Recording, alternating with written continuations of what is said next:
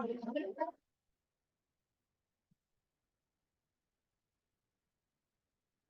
call the regular meeting of the Los Altos School District Board of Trustees to order. A recording and broadcast of this meeting is being made at the direction of the board, which may capture images and sounds of those attending the meeting. Start by calling the roll. Steve. Here. Vladimir. Here. Charlie. Here. Jessica. Here. I'm also here. All board members are in attendance. We'll move on to D2, Pledge of Allegiance. With Loyola students, please help us recite the Pledge of Allegiance. Please stand and join us in saying the Pledge of Allegiance. Place your right hand over your heart. Ready, begin. I am to the flag of the United States of America and to the republic for which it stands, one nation under God, indivisible, with liberty and justice for all. Thank you. Move on to D3, agenda approval. Does any board members like to provide comment on the agenda as presented? Seeing none, would anyone like to make a motion to approve the agenda? So moved. I'll second. Motion to approve the agenda made by Vladimir, seconded by Shali. All in favor, please say aye. Aye. Aye. Any opposed? Motion passes 5-0. D4, closed session report. No action was taken in closed session, so D5, superintendent's update. Yeah, I have a few things for you tonight. Wanted to just update you around staffing for next year. So we are working with principals on our tentative assignment. So every certificated teacher will receive a tentative assignment by this Friday before we go to spring break. After we return from spring break, we will post our openings. We are already in recruitment mode. We had a wonderful team who attended the job fair at the county office about a week and a half ago. What else? Yeah, and I really wanted to highlight Marlene Ravello and Erin Green for putting on the job fair. Is no joke. It's a coordinated effort, and our principals and staff who showed up. We are also moving forward with our Springer principal interviews. After break, we have an outstanding candidate that we're excited to bring forward to that panel. That is it for staffing. We had an outstanding conference last week down in San Diego. We had 18 staff members. A couple of them are here. Who attended the Deeper Learning Conference, and it was put on by the High Tech High Graduate School of Education. It had educators from across the world learning about how we can better engage students in deeper learning. A little preview to what I think our second grade Loyola Lions are going to share as a great example of what that deeper learning can look like.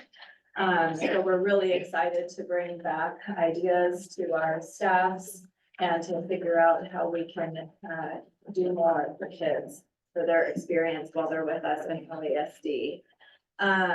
This Thursday, we have 4 of our elementaries doing open houses: Gardner, Covington, Almond, and Springer. We have staff who will be there, but if anybody is available, Steve, thank you. You'll be at Springer. If anybody else is available Thursday, it's usually 6 to 7. Please let me know and I'll give you an assignment. I know everybody enjoys seeing you out there. And then just a reminder, we have spring break that's coming up next week. The 3 of us will be attending Coast to Coast in Washington, DC, and doing some federal advocacy about funding our public schools, which is an important endeavor for us. So that is all for my update. Okay, thank you. We'll move on to E1, Loyola School presentation. Welcome, Mr. Julian. Evening, everyone.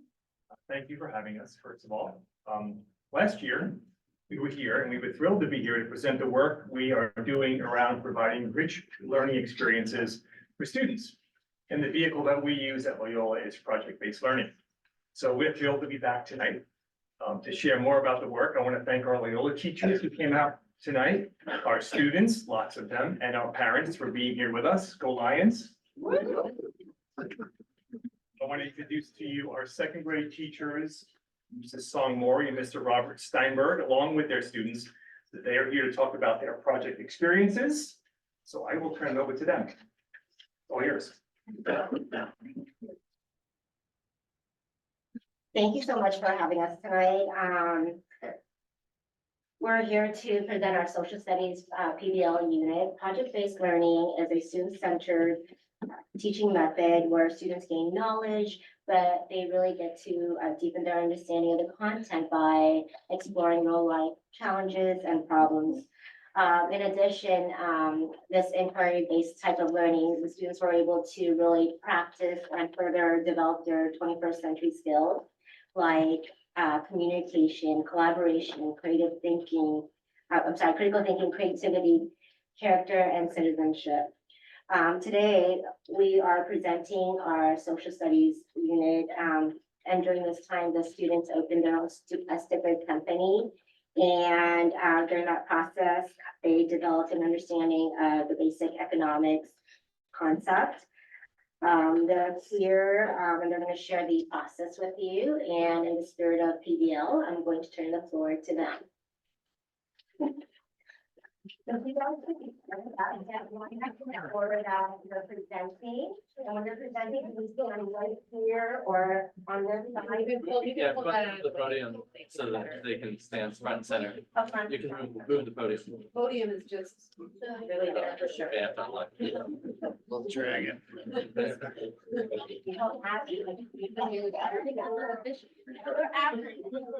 Hi, friends, you guys ready? I guess so.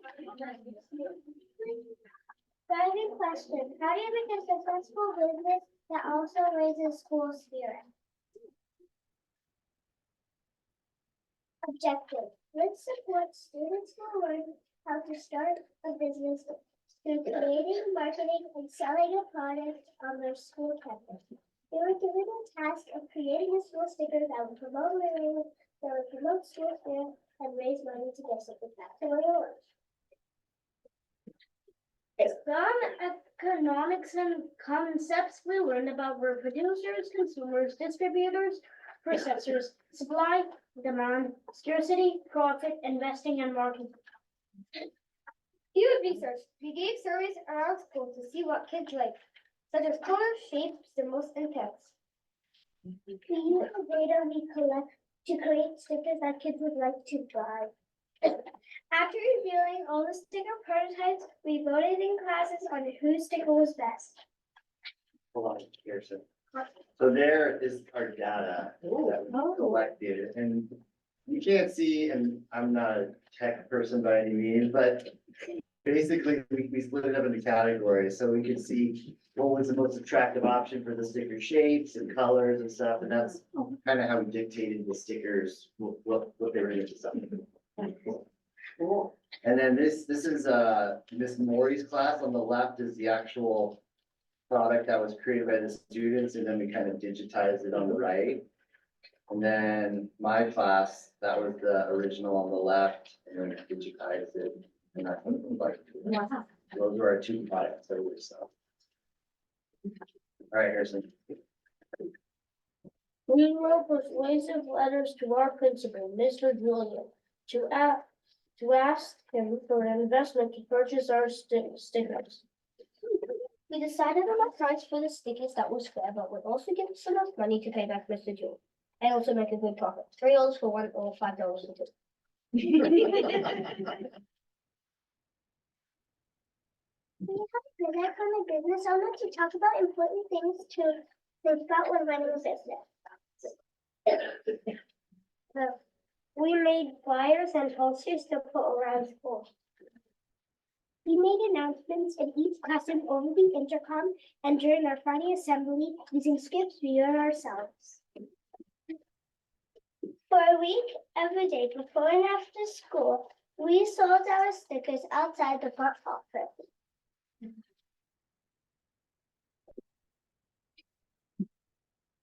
Some of our volunteers were there to help in case we needed it.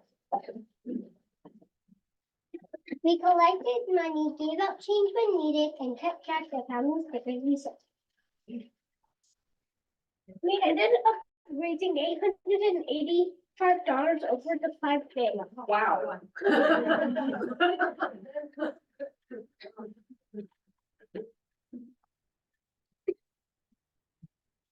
Yeah.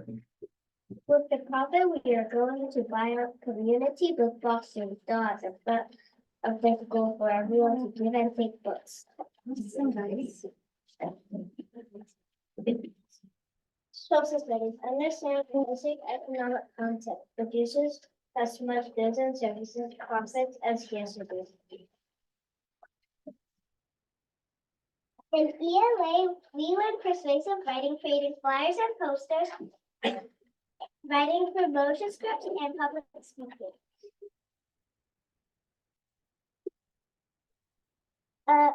We learned math, counting money, collecting data, and creating graphs, determining sticker costs to generate a big enough profit to reach our goal.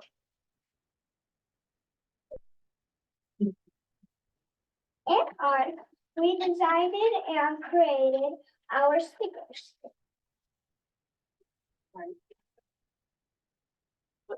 Thank you for allowing us to present PBLU. I hope you will visit our free library in the future. As a token of our appreciation, we brought our stickers for each board member.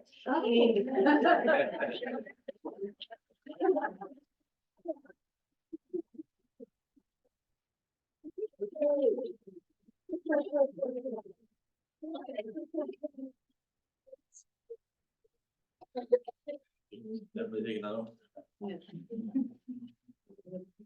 That was great. So yeah, wrap it up.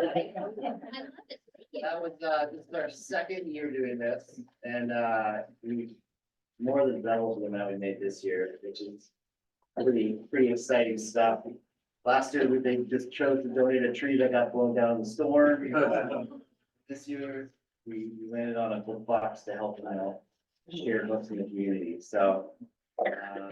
Yeah, I mean, everything that you saw was voted on and created by these guys, and, I think they're pretty proud of it, so. As they should be. Yeah.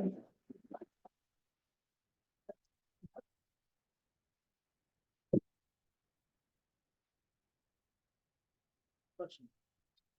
How much interest did you charge? For the loan?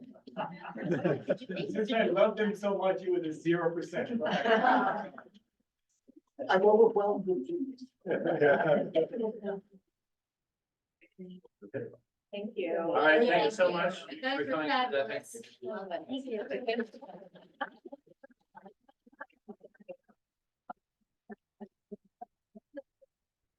You have to go home, yeah. Yeah. Welcome to stay in the meeting.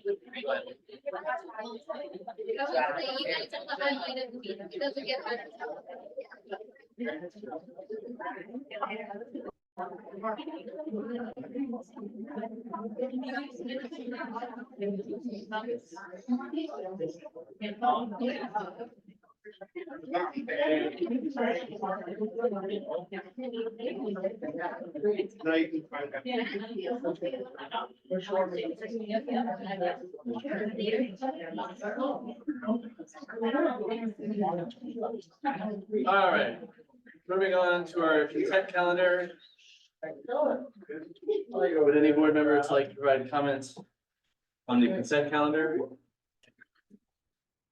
Seeing none, would any board member like to make a motion to approve the consent calendar? I'll second. Motion to approve made by Vladimir, seconded by Shally. All in favor, please say aye. Aye. Any opposed? Motion passes 5-0. G1, employee request to address the board, Mr. Middleton.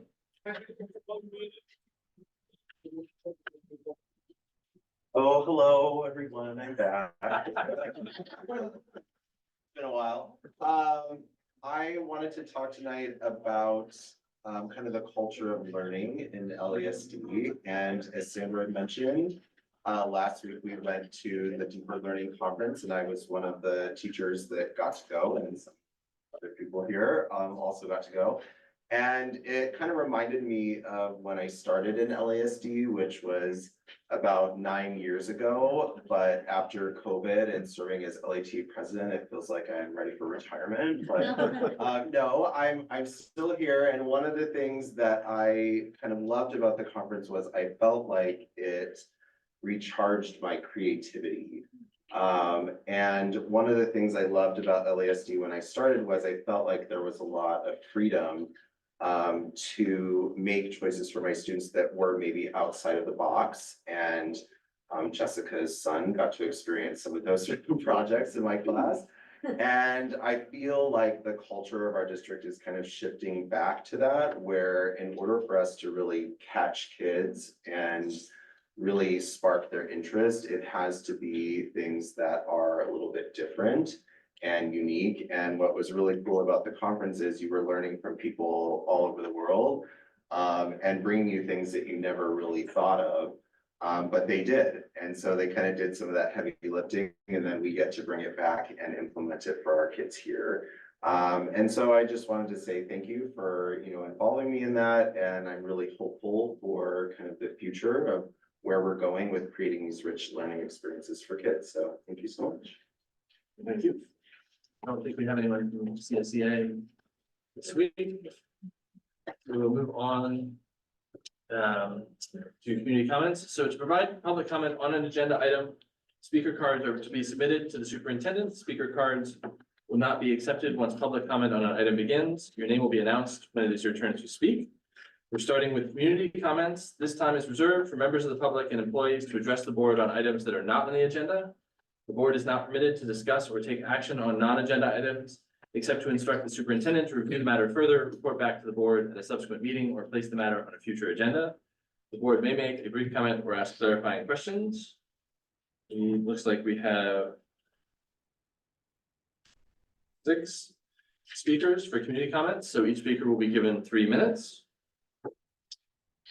And I will sort of read out the next speaker and then the next one after that and one after that to give you some time to prepare yourselves, and I apologize for any of the names that I mispronounce. We will start with Harry Sandley, then will be Jennifer Sigalian and Marla Hockman. So.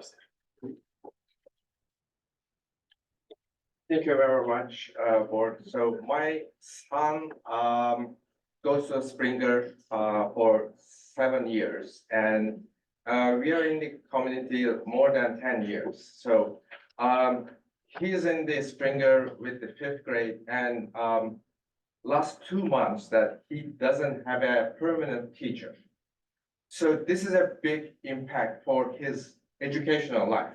And when we talked to the administration, they came up with the idea that, hey, this is elementary school. That's not that much importance in his life. So that's not the answer that as a parent that I'm expecting. And last few years, I see the LASD, the way it's been coming to the teachers or students, it's a big decline. As a parent, I don't feel comfortable to sending my child to that environment. So I am looking different options as a parent instead of LASD. And I would like to plead a significant action into our district, what we are doing and what the future that you provide to our teachers and plus our students. Thank you very much. Thank you. Jennifer Sigalian, followed by Marla Hockman, followed by Joanna Sim. So I am from Springer also. My daughters are twins, and one of them is in the Israel's class and the other one is in Miss Tom's class. And they've always, for 7 months, my daughters bonded with their teachers. They loved them, they adored them. A teacher is a pillar of trust. Children are always taught a list of people you can go to if they feel unsafe or unsure. That list of people they can count on, where they can feel safe. The list always starts with parents and then teachers, and then they always list off various others such as doctors. And officers and such. When my kids were going through a rough divorce, the mediator confirmed the kids had a consistent teacher they could go to in case they didn't feel comfortable coming to their parents. They're like, well, do they have a teacher? And I was like, yes, they do. So they have a person they can go to besides their parents. Suddenly, one day, a pillar disappeared with no idea if or when their safety person would be back and no idea why their safety net left them. Did I do something wrong? Every day they came to school hoping that their pillar of safety would return. Every day they were disappointed. These children are fortunate to not have experienced being abandoned by one of their pillars of trust earlier. They don't understand what they're feeling. They're trying to figure it out with no recognition or guidance on how to process this loss. Like the old reference of the dad that went out to buy milk and the kid keeps waiting at the window for him to come back. Being abandoned by a pillar of trust is a significant event in lives that doctors always ask about during checkups. They say, has there been a significant event? Now, all the kids in room 13 can say, yes, there has been. My teacher abandoned me. Every day, the kids come to school hoping Miss Israel will come back. She'll be back before winter break. She'll come back after winter break. Every day being disappointed and still feeling left and hurt, still a fresh wound. Literally counting the days since she left on the whiteboard. It's on the whiteboard with little hearts counting for each day. In Psychology Day, in an article on ghosting, it says, when the person you like stops returning your text, the emotional consequences can run from unpleasant to severe. There's a profound lack of closure to the relationship and ambiguity that makes it impossible to interpret what went wrong. We are being dragged forward, blindfolded, not knowing what new horrible surprises await for us. Substitute after substitute, none of them credentialed. We all need clarity. Kids are being put into timeout chairs, being sent to the principal, but that's not addressing the deeper issue of why they are acting out. They're reacting to being left with no idea why. No idea when she'll return, no idea if she'll return. The temporary substitutes are struggling in this difficult spot of uncertainty. They're trying to adjust the routine to fit to how they teach, and then unfortunately that changes Miss Israel's routines, in which case the children then are really upset and lashing out. You can't change because she's coming back, you can't change her routine. Because they're fighting to keep as much of the teacher as they can, because they're reacting to a bad situation. They can't take the substitute seriously because they're still waiting at the window for their pillar of trust to return. They're reacting to the situation with jokes, taking control of the room, doing whatever they want at will. They're trying to survive a day, each day of disappointment and frustration. Don't make the children wait at the window. We are sad to lose Miss Israel, but dragging the children to cope out is just brutal for them. Thank you. Marla Hoffman, followed by Joanna Sim, followed by Emmeline Chen. Good evening. My name is Marla Hoffman and my daughter is also a fifth grader at Springer Elementary. And as you know, her teacher took an abrupt leave of absence this year at the beginning of February, and she has not returned. The students and parents have received no information as to if or when she's expected to return, nor what is being done to find a replacement. We were simply told that a substitute had been hired and would begin the next day. I had assumed more information would be forthcoming, but as the weeks wore on and the teacher didn't return, it became clear that the substitute was not prepared to take on what was now a long-term assignment. Substitute teachers are primarily responsible for keeping the class safe and to follow a pared-down lesson plan. Long-term substitutes need to have formal training in educational and instructional pedagogy, classroom management, and curriculum development so the students can move forward. In short, they need to be credentialed. Today, the class had their third substitute, and rumors have been flying about whether the sub is staying or leaving, whether there's somebody else coming or going. The general behavior in the class has deteriorated. The students feel abandoned. Despite the emphasis on social emotional learning, no one has taken the time to explain to them what's happened or help them process the changes that they face on a regular basis. Change after change has taken place, new daily schedules, new rules, even the comfy furniture the teacher provided was removed and replaced with timeout desks. They were scolded by other teachers. They were told they were the worst behaved class one sub has ever had, and told by students in another class that they had brain disorders and were driving their teachers away. Springer is their second home. The instability in the classroom and the uncertainty they face walking into class every morning is unnecessary and it's cruel. My concern is that there seems to be a culture of hazy communication from our school district and school leadership. Parents received a brief and vague statement regarding this teacher's departure. And a month later, we received a similar vague notification that a principal is being transferred to another school. It should have been obvious that parents would seek more information about both of these situations and what has gone into the decision-making process. And it would have been easy to anticipate what information they would ask for and just provide it up front. The silence has created many opportunities for others to fill in the gaps with their own narratives. Rumors fly freely in the absence of open communication. This is a public institution. There are no secrets here. We expect teachers to model their thinking out loud for our students, and shouldn't our leadership be doing the same for the community? Thank you. Thank you. Joanna Sim, followed by Emily Chen, followed by Claire Luna. Sorry if I got that last one wrong. Hello, thank you. As I was working on this today, my daughter Emlyn actually said, and I was gonna advocate for her in her class. She actually said she wanted to advocate for herself, so I'm not going to let her speak to some of these things. So the other parents have already provided the context of, we've had now 3 subs over 2 months, significant amount of change, and them not equipped to actually manage classrooms, right? And help them foster learning, and it's really much about like, how do we get through the day? And it's really impacted Emmy and a lot of her friends in very severe ways. So the 3 things I want to ask for your help in: 1, for our next teacher, we don't even know if this one is permanent or not, but helping us find someone who's fully credentialed, invested, staying in the class for the rest of the year. We don't have a ton of time left. They've been going through a rotating door of subs for the last 2 years. Can we find someone that really is invested in helping this class grow, helping them learn, understanding their challenges from the past 2 years, understanding their unique needs to help them succeed emotionally and academically? Number 2, give the kids an answer about where things are at. Like some of the parents have said, they are just hoping every day that Miss Israel will return, and knowing will help them move on to adjusting to new norms, adjusting to new leadership in the room. And lastly, ask for transparency and open lines of communication between the parents, the school, and the district.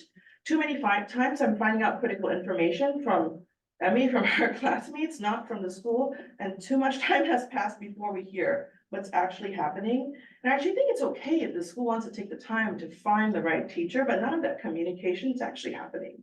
So we're often left in the dark. As even today, we've heard, another class has heard someone from the district is going to be filling in, but not her class. And so it's really hard for us as parents to figure out how to manage and support this classroom, because it's very unfortunate that Ms. Israel's not with the class anymore. But we really would appreciate that close partnership with the school and the board. And with that, I'll have Emmy share. Emily Chen, and then Claire. Hello, board members. My name is Emily Chen, but you can call me Emmy. I'm a 5th grader at Springer Elementary School. Miss Israel was our teacher until about 8 weeks ago. Honestly, she was the best teacher I've ever had. Her absence was shocking and it affected everyone in the classroom. We've had 2 substitutes already, and this is our 3rd.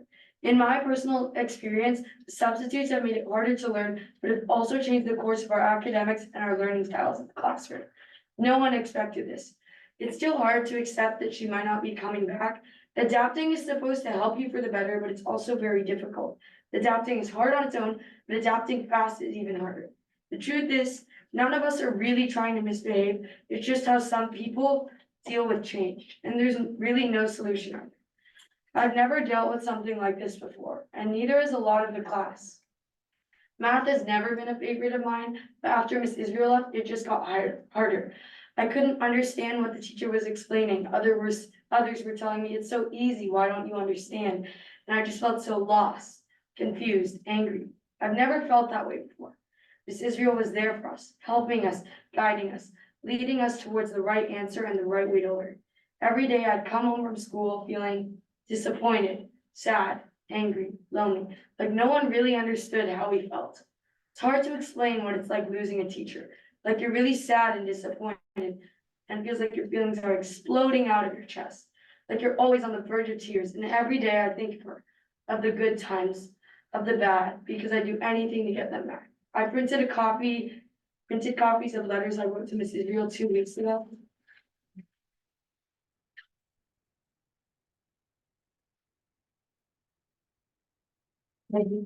Thank you.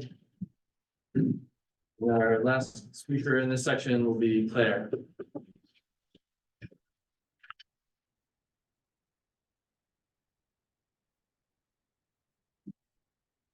Good evening. I'm Claire Luna, District LVN and part of the Health Services team. I would like to inform the board of registration issues that have been an ongoing problem since before I was hired in 2018 and is still an issue today. The first issue is students starting school without complete immunizations, which is against California school immunization laws. The second issue is the security of student health documents, which includes student health records being lost or misplaced at schools. For the past 5 to 6 years, I have advocated for the district to resolve these issues, but I have been met with resistance or band-aid solutions for questionable reasons. Although I am not able to go into depth as to what has transpired over the years in this board meeting setting, I hope to communicate more details during board member hours. For now, I will provide a brief summary. In 2018, the district created a registrar position to resolve the issues of students starting school without complete immunizations, but that didn't work. LVNs would have to contact parents to exclude their child until they received immunizations.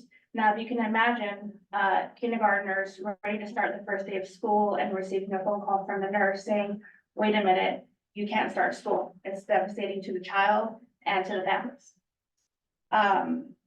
So it made things very difficult for the students and families.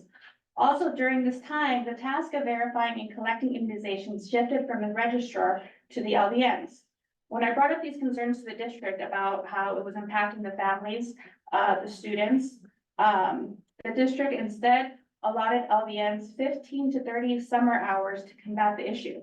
Now, as you can imagine, in the summer, it's busy, families going on vacation, they're starting school. Imagine the LVN calling you a week before school is supposed to start, hey, your child is missing immunization. Obviously, rush parents, it's not a good thing. But there was a problem with the LVNs getting allotted these summer hours. We don't work in the summer, right? So how can we help the parents? How can we help the students if we don't work in the summer? So everything was rushed like a few days before school, and it's still happening now. The second issue is registration. Over the years, registration shifted from in-person registration where the families would give the registrar the documents. It moved to email. And now could you imagine the back and forth emails with health records? And so what would happen is the registrar, the family, and about 4 LVNs, all emails, health records going forwarded, all this, so they would be lost, they would be misplaced. We would have to print them as well. It was very, very chaotic.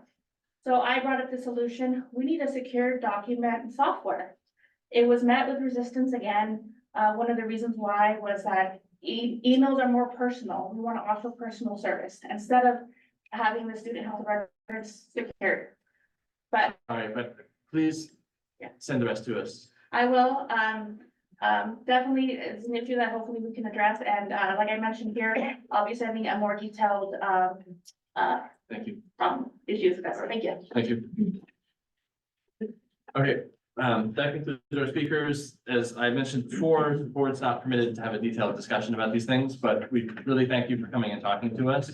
We take concerns very seriously and understand that when these things happen, it's not good for the day to day. Thank you. Thank you. We will now move on to I-1, Facilities Master Plan Progress Updates. Mr. Wallachevich. Sure. Tonight we have Brent McClure with CAW Architects. He's going to provide a brief progress update on our facility master planning. And I'm going to let Brent take it away. Thanks, Eric. Good evening, board. Thanks for having me back. I'm going to go through just a really quick update on our progress to date. Talk about the schedule. I'll go through some of the highlights from the assessments and the outreach.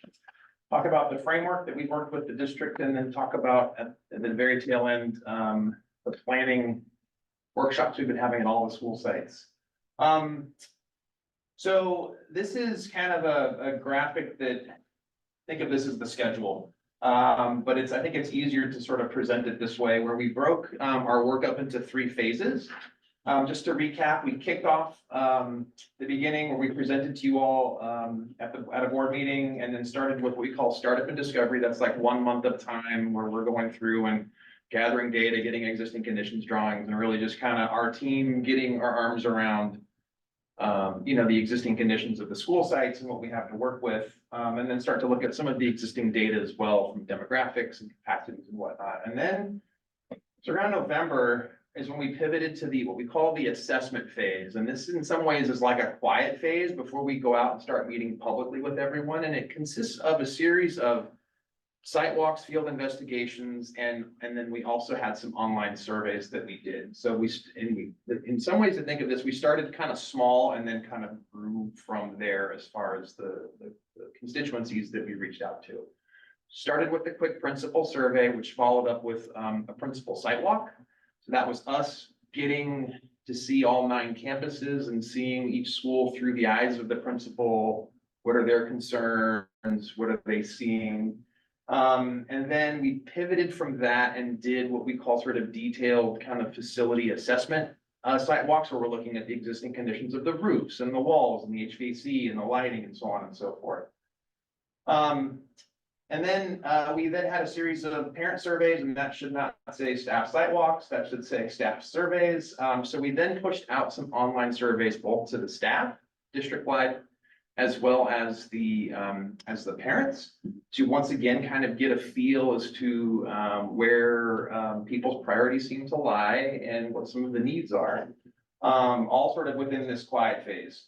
That was then culminated with M&O workshops and then some district focus groups where we met with Superintendent McGonigal and district staff to kind of look at, curriculum issues and how certain, not curriculum issues, that's just how educational programming is working at the school sites and how facilities might impact that. And then we pivot to what we call sort of the 3rd phase, which is the master planning. And this is the public phase where we start to then kind of go out and meet with groups and constituencies. The first thing that we did though was we had a district advisory committee. Board member Talia was there, and as well as a variety of people from the district, where we set kind of some broad kind of goals that I'll talk about here in a minute. And then after that, we pivoted to meeting with each of the school sites, which has been really fun and really rewarding as well. And that's kind of where we are today. After today, and when we wrap up the rest of this, we'll be putting together sort of, kind of the draft site plans, scope statements, and we'll be going through some budgeting, prioritization, and look to come back to you all, I think, in early June and present kind of a draft plan. And we're on schedule and things are going pretty well. So let me go through some of the assessment highlights. Kind of breaking these things into sort of 2 categories. The first is the conditions of the facilities. It was, we starting with the sidewalks, we started to learn that really there hasn't been any work of, I shouldn't say any work, but, work of significance and, going on over 20 years at this point. Finishes and kind of the fit and feel of some of the spaces are kept in fair shape. However, HVAC issues, roofing issues, asphalt, we're seeing, lighting, fire alarm. There's a lot of things that in some ways are kind of stacking up to some degree just because of that lack of sort of, capital investment over the time. And, it's the last bullet point is no surprise, I'm sure, to people, but there's a lot of aging portables across, nearly all the school sites. Programmatically, again, probably not shockers to anyone here, but we've got some kinder TK classroom issues. The district's done as good of a job as they can to sort of absorb an extra TK classroom overnight. But that's a long-term facility solution that needs to be addressed. Music programs on how, especially at the elementary schools, how, on a Tuesday, they need a flex room, but then on a Thursday for instrument instruction, now they commandeer 3 or 4 different rooms. And so that's also a challenge. Some of the multis are undersized, and there's a lot of key programs and just support facilities for the campuses that are really in portables. And a lot of those portables are aging. And then the lunch areas in the shade and whatnot. Looking at the portables, we didn't do a deep dive in sort of analyzing where you guys are, where the district is with the portable inventory, but we noted, and this is sort of excluding the charter school, this is just looking at the 9 school sites. And there's approximately, I think it's about 73 portables that are in use across all the campuses. And this is excluding things like, the childcare center, the aftercares and those spaces. And then we looked at it, we thought about how is it that students are spending their day? We looked at 2 kind of groupings of classrooms, and the first we're calling education spaces. And so that would consist of TK. And by the way, this is elementary focused at the moment because the middle schools are, very targeted and strategic with the portables they have. But looking at the elementary schools, we looked at anything from TK through 6, and then like STEM lab, music, some room where a student would receive instructional education within their day. It might be all day, it might be for an hour or so. So 26% of those classroom spaces are in portables. And then the next metric is looking at TK classrooms through 6th grade classrooms. You've got 16% of your students or classroom spaces are spending their time all day in portables. You've got 4 libraries that are in portables and 2 admin offices that are in portables. And then there's some underutilized space. We counted with principals upwards of 15 classrooms that have like not even a low assignable use, but just like pretty much no use. Here's how the portables kind of breaks out over spaces and utilization. So, red means that space is 100% in a portable, green means there isn't one. The reason that music isn't red and green across, because when we did our sidewalks, different principals identified spaces somewhat differently. But so, it's kind of how it maps out. And then let's talk about, we have just a couple of data points, just talking about the online surveys and the site walks, and just kind of show you the involvement that we've had in the planning process to date. We've done 18 site walks with our teams. We've led 15 in-person workshops. And so this would consist of, this is in addition to our behind the scenes kind of quick check-ins with the core team, but this would be at the district advisory level, as well as all of the school sites. We've counted up over 100 participants across all of those meetings. And then we've had a total of 500 parent responses in our surveys and close to, what is it, about 80, almost 80 responses at the staff level. So we feel that we're doing a pretty good job of trying to engage and get as much outreach both online as well as in person with the input process. One of the questions that we put in the online survey that was somewhat consistent from the principal surveys all the way through the parent and staff was like a list of 20, potential campus improvements, if you will, that were, questions about STEM labs and classrooms and portables and shade and multis. Here's how, and everyone had to pick sort of their top 6. There's a fair amount of consistency across these. If you look at the staff, it's replacement of portables, it's looking at shade, HVAC, and sort of more of those more capital intensive infrastructure improvements, things like AV, and then, kind of solving the music classroom. Parents flag the STEM classroom sort of as the top. And we felt that was, as a parent, maybe looking at an online survey and I'm thinking about programs in education as well as facilities. And then, so that's kind of, as we then pivoted and started to work with the district, we came up with 4 guiding principles to help shape the master plan. And this was at the advisory committee level. And the first one is addressing the kinder TK, having those facilities balanced with the district programs. And that's establishing 2 TK classrooms at each site and then 2 kindergarten classrooms at each site. Having those rooms be properly sized and then also have proper in-room sort of restrooms so that, like, if you go into some of the sites, you'll see some kindergarten classrooms are probably, let's say, have the full complement of resources, and then others have fewer resources, and then we would balance those out. The second one is really kind of addressing what I've called, the 20-year timeframe, and that is addressing a lot of the infrastructure issues that we're noting and documenting, from roofs to HVAC to lighting to asphalt. We identified lunch canopies on this one, even though that's programmatic. In some ways, that's could be seen as directly as infrastructure, HVAC, windows, so on and so forth. This isn't a comprehensive list, but it's a list of, kind of the top items. The third one is we've been working with the districts, kind of closely on this, and this gets back to how we've with our site walks and our surveys and working with the principals, how we've seen the campuses evolve over the last 10 or 20 years, and as programs change, this is trying to look at establishing some commonality across all the school sites, so that we have a model or a kit of parts that can be found at all sites. And the first, we kind of group these into education, student support, and community. In education, we're looking at having 2 classrooms per grade level, TK through 5th. We're looking at studying, having 6th grade be relocated to the junior highs to create 6 through 8 schools. And we're looking at the demographics of that and the numbers and working on that behind the scenes with the district. Having a dedicated, innovation lab or STEM lab, having a flex art and flex music, and then having, SDC spaces with proper amenities as well on campuses where they might be lacking.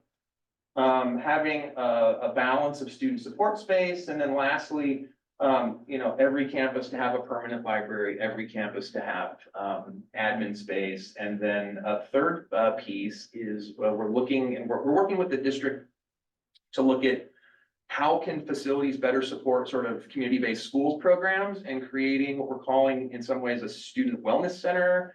It's a modest amount of space to then support outside providers and other types of resources that could come into each of the campuses. The fourth one is super qualitative, but it's kind of, and it's a sort of a broad brush across all aspects, but we feel it's important to kind of put a stake in the ground and put a statement out there that what we want to do well.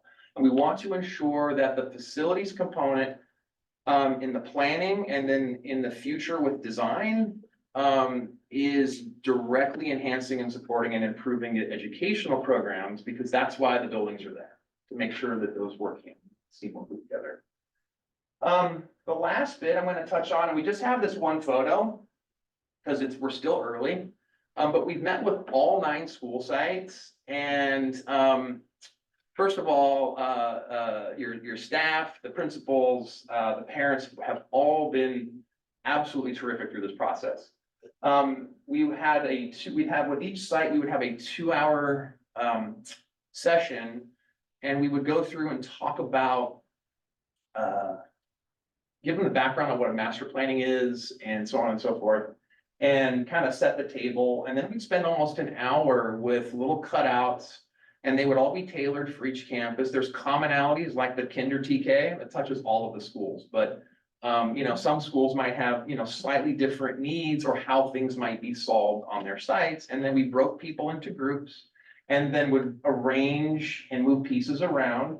And those are going to become the foundations of the plans with our guidance and some synthesis. And each group with each meeting came away with 2 kind of, different plans, which in some ways is good, because then we're going to be able to take both of those and then merge them into, some final drafts.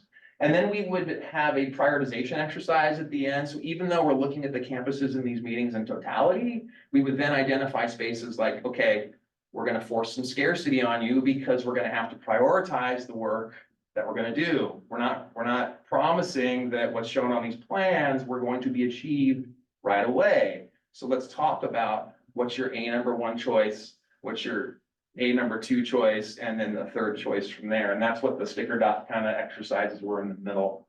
So we'll be able to kind of assess, like, all right, libraries at this campus is like the number 1 thing that we're going to, focus on. And that's going to be one data point that as we get into prioritization and looking at sort of the finality or the last bits of the planning process, working with the district, kind of help us, guide some of the prioritization. All right, so next steps, month of April, we're gonna be preparing site plans and scope statements and then the budgeting. In May, we're gonna circle back and start to evaluate that information. We're going to have, we're gonna come back and meet with the principals to, kind of walk them through what the draft site plans that we end up developing from the two concepts that were developed at those sites. So we at least get yet another touch with them, real briefly. And then we'll come back to the district advisory committee and have a formal kind of prioritization workshop where we'll talk about, we've identified needs to here. As your bond planning is ongoing, depending on how that budgeting works, we'll then figure out how we can hopefully, outline a way to have some scope within the plan that we can then execute, but then still have a good plan that I think is gonna really serve and support the district for years to come, and then come back in June with the final presentation. So lots done, lots to do, really, really exciting. Thank you. Thank you. Any clarifying questions?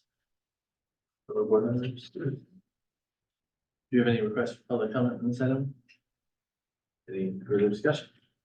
Do you plan to, let the board see a draft of your facilities master plan before you finalize it? I think the plan is that at the district advisory committee level, that we will be kind of going through and looking at things. Kind of in detail, and that the plan is in June is that, and I don't want to, speak out of turn, but a lot of times what we see is that, that sometimes districts will come and either see the final presentation and have comments that then get implemented as part of adoption, or they have a presentation at a board meeting and then come back at a second board meeting for adoption. There's a lot of flexibility on how that can happen. Hearing you'd like to see it at least twice. Well, so, the one thing that's different about the board is that we represent the entire district. Yeah. And you've been talking to people who have local, concerns, which are valid, but they have to be balanced against, the entire district. And so I'm not looking forward to having to do that with one meeting. And that's it's my personal feeling. Can I comment on that? No, okay. If we look at the way, can you go back a slide? Sure. That, district advisory committee group is making up a mixture of people in that one already. So that's clarifying the draft document that we'll get to see the first time. I agree with you, the idea of seeing it twice in the June meetings, so the first week and then coming back the following week to do the commentary, and then going back and do seeing it updated the following week makes sense to me as well. So I agree with that process, but I do want to point out that district advisory group has people looking at it from a broader perspective rather than individual campuses. So that's part of the process. We made, can I build off of that? Sorry, maybe in a study session format the first time? I just a thought, that's up to you, President. Yeah, we'll have to look at the calendar. and Yeah. Figure things out and see when it might be ready, but Yeah, we do currently have 3 meetings scheduled for June, so. Yeah. We can figure it out. But I take your other comment. I had a few questions. Sure. One was, we've had some members of the public who sort of know that this is going on, and in other contexts have always are interested for us to, prove to them that we've heard them. So I don't know if you have sort of per site feedback data in an easily digestible way, but to the extent that when we're going around talking to our community members about this process, that we can sort of have a slide that says, when we surveyed you, this school, here's what we heard, just so that we can.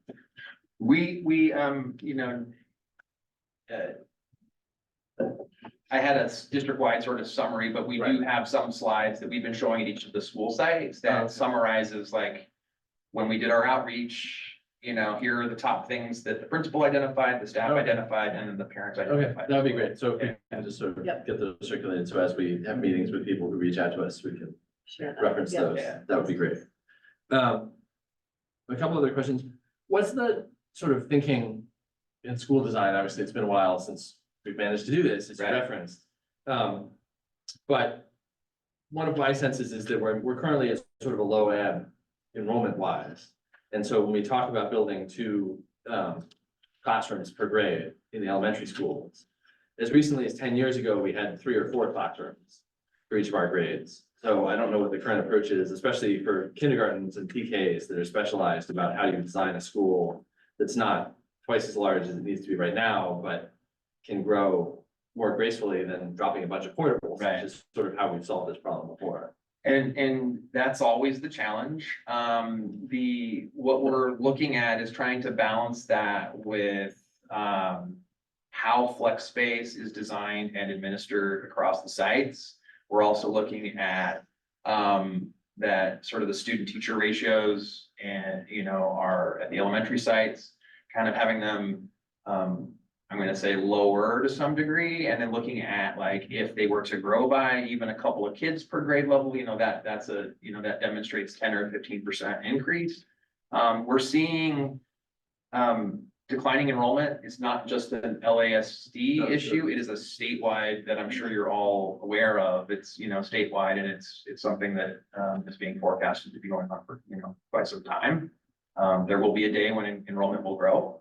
So we're trying to not design this where things are so hyper efficient that there's no room to breathe, but there's some flexibility built into it. But that we don't have a bunch of empty classrooms though, as well. This is actually probably more a comment for Eric, but looking at the list of sort of HVAC and lighting and things, I know we've done a bunch of stuff, so it would be helpful to me, but at some point as sort of part of the overall, I don't know if it's a part of the presentation, but packet, when we're sort of considering this whole plan, is if there was sort of a timeline about what we fixed when and where, and sort of, just so I can have it in my head about to the extent that we've solved problems at some of the sites. I know some of that was probably 10 years ago at this point, so it probably needs to be done again, but I just would like to have it a little bit straighter. Any other? All right, thank you very much. Thank you. Thank you, Brian. Moving on to I2, LASD and BCS discussions. Looking at one, Sandra, or getting it straight to Jessica and Chuck. I think I will have it straight to me. Today, we met with BCS at the tent site and got a tour by the man who's left the room. Eric walked us around and really pointed out all the little pieces on the schematics we've seen several times, and we really got to truly, I think it was truly for some of us board members, truly understanding where every little landmark was on the tent site. And it was a beautiful sunny day. It was a great collaborative walkthrough. A lot of great questions were asked by their board members and superintendent. And we left the meeting with another meeting scheduled in the books for April 23rd to continue discussions. But the tenor of it is, it's hopeful.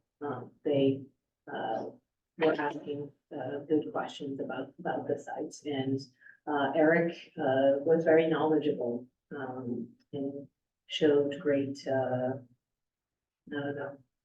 enthusiasm for the tent site and knew every little piece of it. And we also know now where all the boring holes are for which we've approved a contract for the tear phase or whatever.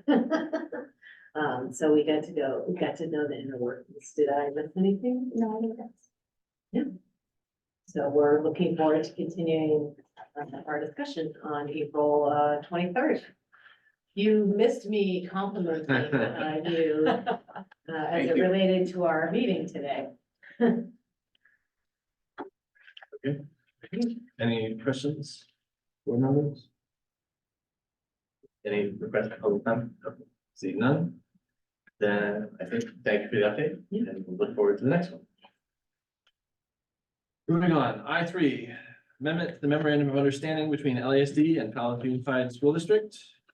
I should have said this earlier. If anyone would like to provide public comment on this item, please submit speech card. Thank you. Mr. Walakevich. Sure, this is an annual agreement that we have with Palo Alto Unified. It actually started in 2008, 2009 was the first year of the agreement. Students that live in Los Altos Hills around Gardner-Bullis, but they actually live in the Palo Alto Unified School District. The school that's closest to them geographically is Gardner-Bullis, so the district at the time entered into a memorandum of understanding between LASD and Palo Alto. And Palo Alto will actually let the students come to our schools and they will actually transfer the per ADA amount for that student. Back then in 2008-9, it was only 12 students. And the district would receive some funding from Palo Alto of about $50,000. Last year at 22-23, at the end of the closing school year, we have 35 students, so it's tripled. And then the ADA funding that we get from Palo Alto Unified was a little over $300,000. So we also are changing the agreement a little bit because as Brent was talking about, things have changed. Transitional kindergarten is now a new program. So our previous agreement was kindergarten through grade 6, and then the kids would go back to Palo Alto for grade 7 and 8. So we've changed the agreement so students can actually be here TK through 8th grade. And so there's really only substantial changes to the agreement. So it's an action item. We're asking the board to approve this amendment to the MOU with LASD and Palo Alto Unified School District. Any clarifying questions? We have 3 requests for public comment. So they will get 3 minutes each. Abby Mullins, Christine Bruckner, and Ziggy Mullins. Feel free to negotiate a change in order. Hello, members of the Los Altos District School Board. My name is Abby Mullins, and I'm a parent from Gardner-Bullis. And I wanted to speak to show my support for the proposal of the extension of the MOU between Los Altos Unified School District and Los Altos School District and Palo Alto Unified School District. I'm a former PTA board member, and I will be a PTA board member again for a 2-year term coming up in the fall. And I have a 6th grader named Ziggy, and I have a 3rd grader named Magnolia. We're very enmeshed with the Gardner-Bullis community, and we feel very much a part of the Los Altos School District and the community. And we've been attending school here for the past 8 years, and more than 90% of the kids' classmates will continue on to Los Altos schools. So it's very, this memorandum is very important to us, the extension of it. And skip over that.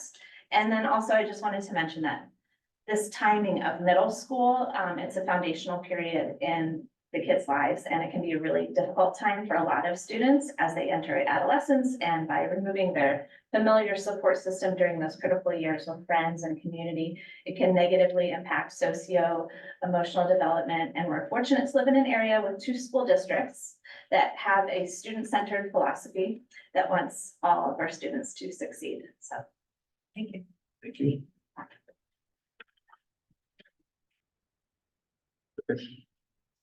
Ziggy next.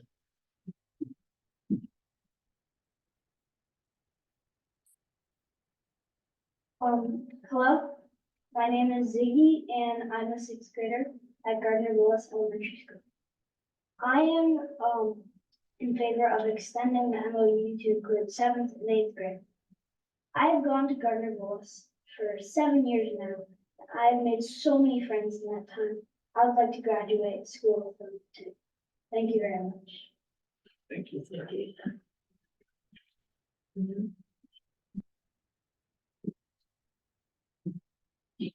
Christine Bruckner. Hello.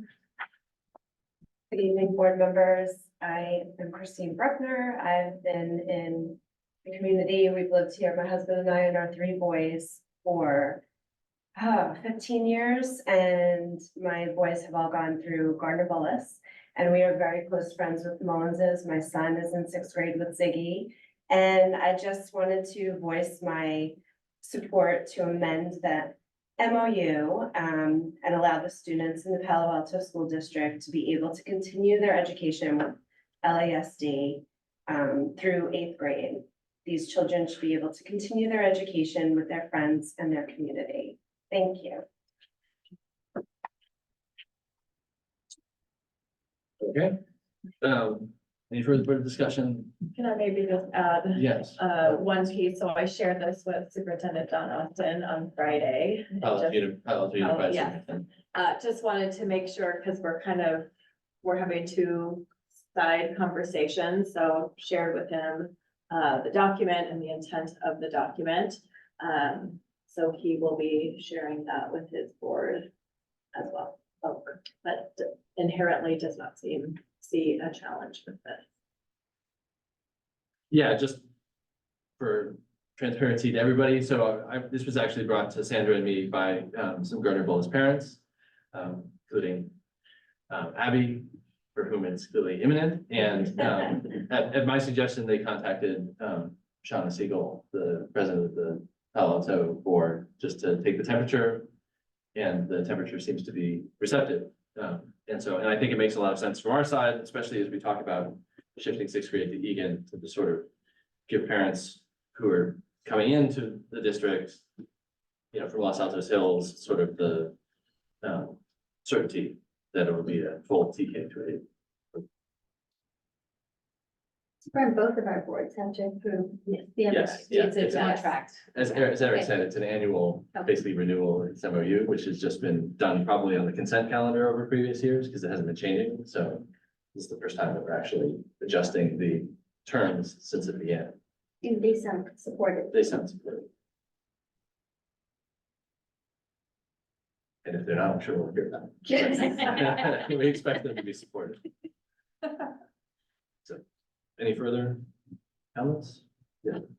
Well, it's clear that Gardner Bowles is a much better school. Oh, did you want Alright, them I take that back. to? Take that back. Yeah. Well, there's- At least on the MOU. All right, I'd like to move that we by all means. approve this contract. That's pretty good. Oh, well, actually, do we have an action? item? It is, but it is Yeah, action, yes. but I need a it's- motion to approve the amendment to the MOU. So you don't actually have did we have the actual contract?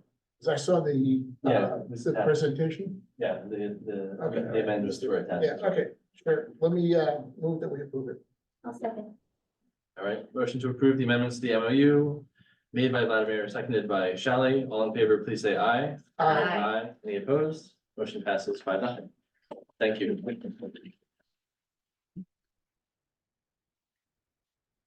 Moving on, I4, amendment to transfer development rights purchase and sale agreements. Mr. Welakevich.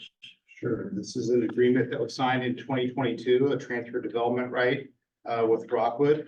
And this agreement is expiring. Rockwood is asking for an extension, and it's in the district's best interest to do so. This is a very large TDR, it's 20% of the total TDRs of the whole TDR program. And the value is 16.2 million at the sign of the purchase sale agreement. The district is recommended and working very closely with our legal counsel, with Shahida Shabazz and Clarissa Kennedy, have reviewed the agreement, approved it with Rockwood. We're asking the board to extend this agreement for the TDR program for Rockwood. And it's an action item tonight for your consideration. Any board questions? Any requests for public comment? Any further board discussion? Would someone like to make a motion? I move that we approve the amendment to the transfer of development rights as presented. I'll second. Motion to approve the amendment made by Vladimir, seconded by Shelley. All in favor, please say aye. Aye. Any opposed? Hearing none, motion passes 5-0.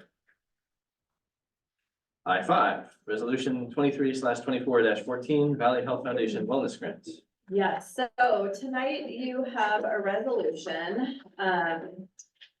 Several months ago, we applied for a grant with Valley Health Foundation. We were applying for Eric will know the exact amount, but over $800,000 grant to establish wellness centers at both Bluff and at Egan. And that would include some infrastructure money for like physical space, as well as other monies for supporting a program, which would be people. We were denied that grant, but just very recently, they came back and said, we may be eligible for $279,000-ish of a grant over 2 years, not each year, but over 2 years, not for any infrastructure, but to support a wellness program. So our team has, we had to put together a new proposal for how we would use those monies. They include supporting the cost of our mental health counselors, our school link services, ensuring that kids have access to whatever supports that they may need to thrive, specifically at Egan. That's what the grant is designated. Part of that, so we had a visit last week from the grant folks, and kind of the final piece of our application is this resolution. So they will not consider us for the grant unless we have a resolution passed by the board. And then we expect to find out, we hope by this Friday, whether or not we will be granted the grant monies. So I ask you tonight to approve the resolution, and then I will let you all know whether or not we actually get the funding. Any board questions? Any requests for public comments? Any further discussion? Would someone like to make a motion to approve this resolution? I'd like to move that we approve this resolution as presented. Second. Motion to approve resolution 23/24-14 made by Vladimir, seconded by Shally. Any further discussion? I have to call the roll on this one. Steve? Yes. Vladimir? Yes. Shally? Yes.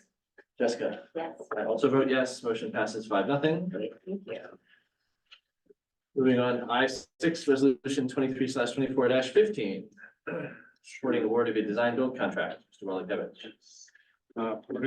Ed code requires the district to adopt a resolution anytime they enter into a design build contract, and this will be two parts of this. The first part will be passing resolution 23/24-15.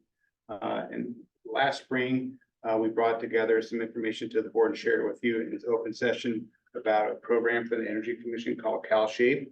The district was able to qualify, submitted our application. We actually were awarded $1 million, and the $1 million is for HVAC assessment and repairs, installing new filters, some of them higher pleated filters for MERV 13 is the common term.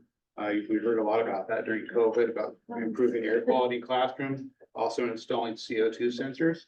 And the resolution has to be entered in tonight, and then the contract, which I'll talk about first, or secondly rather. But every school is based on the number of HVAC units. Many of them, as Brent was talking about, are very old and disrepair. So the idea is the CalShape program will hopefully have some of these things can be repaired and have new CO2 sensors in. And then the idea would be to help us get along until the master planning process is approved. We have a plan to actually replace these units. So tonight we're asking to approve the resolution, and then I'll speak to the next item that's approving the contract. Great. Board questions on the resolution? Any requests for public comment? Seeing none. Further discussion, or would someone like to make a motion? I'd like to move that we approve resolution 23/24-15 this as presented. I'll second. Okay, motion made by Vladimir, seconded by Shally. Absent any further board discussion, I will call the roll. Steve? Yes. Vladimir? Yes. Shally? Yes. Jessica? I vote yes. Motion passes 5-0. Now we're on to I7, approval of design build contract. Sure. So the district last spring entered RFQ to request qualification for CalShape approved vendors that were able to meet the schedule and actually do a design build project. The district received two pre-qualified vendors. Then after the qualifications were produced, we issued an RFP for actual design build services. And then at bid time, we received one proposal. It was from Sizerco Energy Solutions. They're a well-known, very experienced firm. We have two representatives from Sizerco here. So they're very happy to have a contract in front of the board tonight. But they're very, very well qualified. They've done design build CalShape projects up and down the state of California for millions of dollars. I have no question that they'll be able to perform the project. We do have a deadline that we want the project to be completed by the end of the calendar year, which will be December 31st of this year. And then we're asking the board tonight to approve a contract for design build services for Sizerco Energy Solutions tonight. Okay, thank you. Any board questions? Any requests for public comments?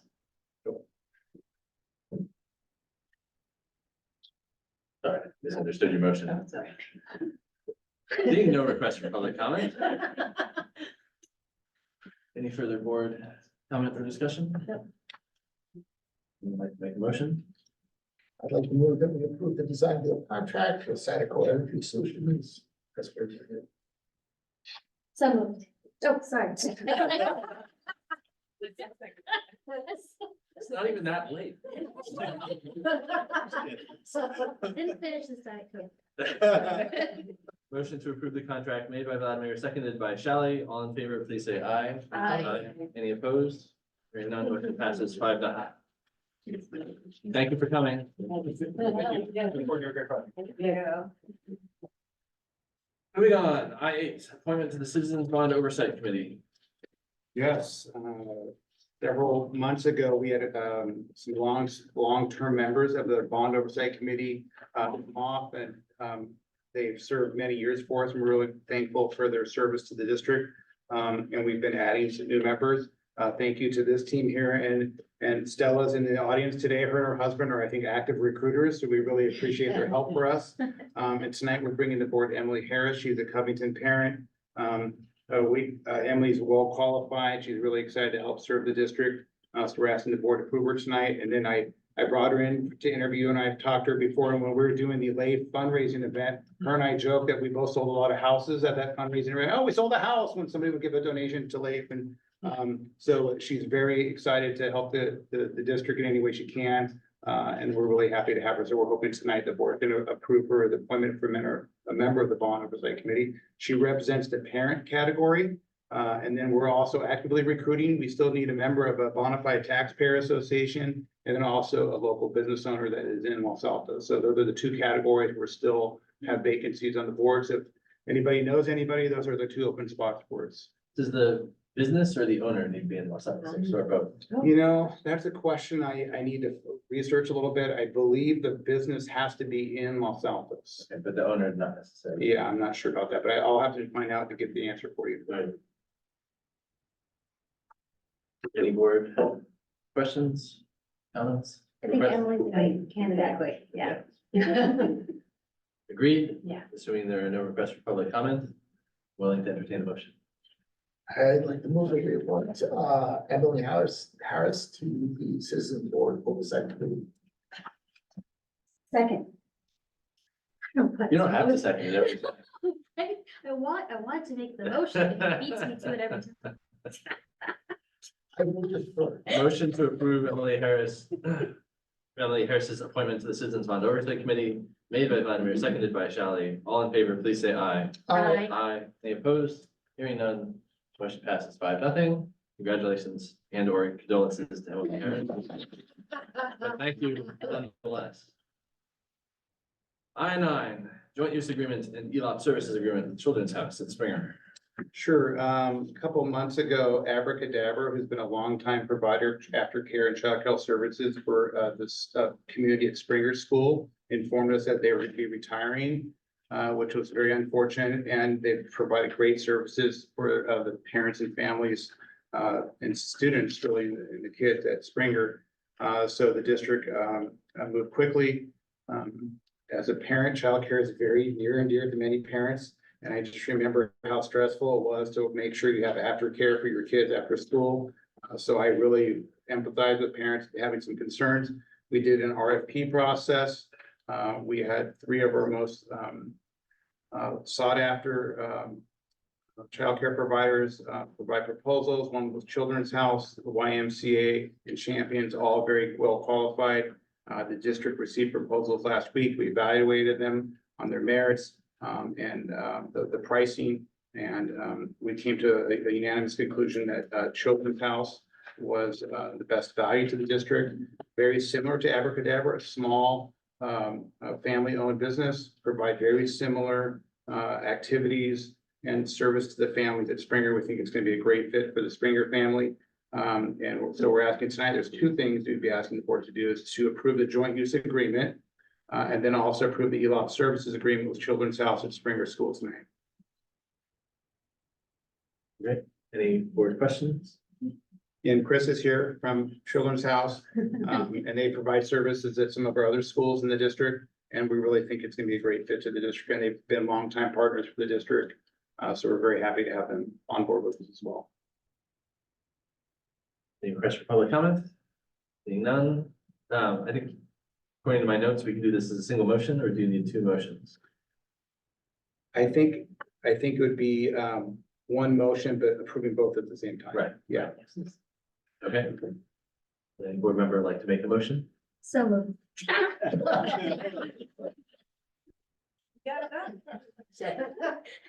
to second that. Motion to approve the joint use agreement and ELOP services agreements made by Shally, seconded by Vladimir. Absent any further discussion, all in favor, please say aye. Aye. Aye. Any opposed? Hearing none, motion passes 5-0. Thank you. Right. Item 10, board Yeah. policy updates. Tonight you have 4 new updates. Please take some time while we have, almost a month until our next meeting, so you have plenty of time to read over, and please let me know if you have any questions or comments on these policy updates, and they'll come at the next meeting for approval. Anybody have anything burning? No. Okay. So we on to board and administration comments. Thank you. I have just 2 quick comments.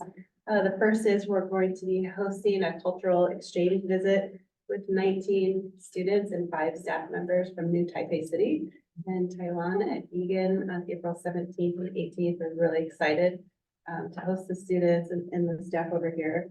And then second, I had the great honor of attending a doctoral dissertation defense on Friday for Dr. Vladimir Ivanovich, who defended his dissertation on an exploratory public policy case study, which was absolutely fascinating. So I wanted to congratulate him on behalf of our team.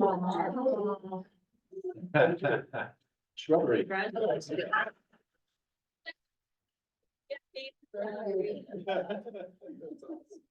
Congratulations.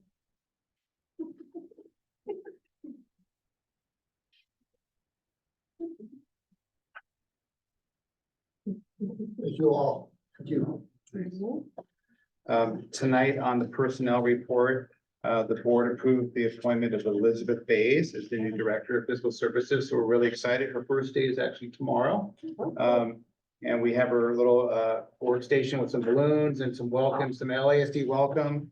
So we're really excited for her to start tomorrow. So I'll be bringing her around to introduce her to people. And then also on consent that I wanted to point out was a new 5-year leases with Xerox, and we negotiated with Xerox to get us some savings. So some significant savings for the district, over $70,000 in savings. Plus, we reduced the cost per copy. So we did an Omnia contract, which is a JPA contract, and we had another vendor involved in the process, and that helped put some pressure to get some better pricing for the district. So we're always looking at a way to save dollars for the district. And then this Thursday, the RFP proposals for the design build for the 10 site will be, the proposals are coming in on tomorrow afternoon, and then the interviews will be this Thursday. And then we anticipate bringing a contract for design builders to the board for approval May 6th.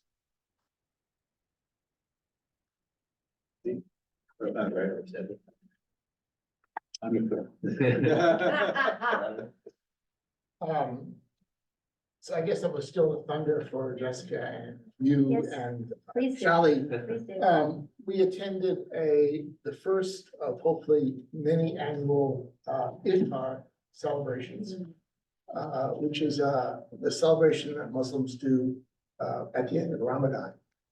And for me, the highlight there was the imam who spoke. And I went up to him afterwards and I told him, for many years, I've diligently looked for any religious bone in my body, and I have not been able to find it. But I thought that your presentation, your speech, and just the general openness and the general demeanor was just fabulous. He was very I vocal. really Yeah. thought he was very good. He offered to come to speak to anybody in the district or any classroom or the board meeting or whatever. And so that's open for us to take advantage of. The food was delicious, I might add. Coming to Desserts were families. even more delicious Yes. than that. And I do hope with the Mala, which is Muslims around Los Altos group, that we do continue this tradition of having a good time. I thought it was really nice. So, Just second everything that he said. It's a beautiful evening of coming together as a community. Yes, that was lovely and really just, we definitely learned a lot, or I definitely learned a lot more than I understood going into it, so I appreciated that. One of my stupid questions or, logistical questions was, I knew that you fasted, but and that you broke the fast when it became dark, but I asked someone, do you get up early in the morning to eat before? And yes, that's a thing. And it's not just eating, they don't drink water, they are basically dehydrated and not eating, all the time it is light, and that was interesting information from you. I also went to the Mountain View City, their state of cities, which is good, that was a lovely experience. They definitely introduced us this time, our district, before they didn't, because they thought we were a feeder district, but the event is actually being held in Los Altos School District at a hotel that is near the tent site. So they learned from last year. And I think that is it. Yes, I thought the dinner was lovely. Yeah. And I think to Jessica's point about the fasting, I'm always sort of in the back of my mind wondering whether we do enough to sort of let the rest of the community know that the Muslims in our community will be, hangry and dehydrated for, given that Ramadan shifts, it's always a different time of year. So, yeah, but it's always great to see people celebrate their own culture and background in our community and to be able to be part of it. All right, I think that's it. So we are